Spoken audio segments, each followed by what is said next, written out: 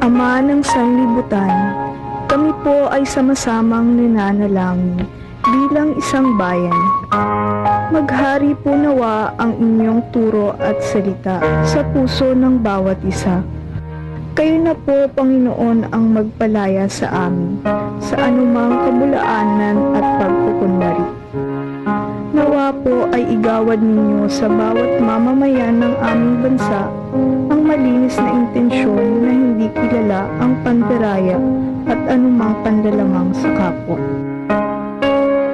Pairalin niyo po, Ama, ang hustisya at pagkakapantay-pantay, sapagkat naniniwala po kami na sa inyo lamang namin masusumpungan ang katotohanan na magpapalaya sa amin at sa minamahal naming bayan.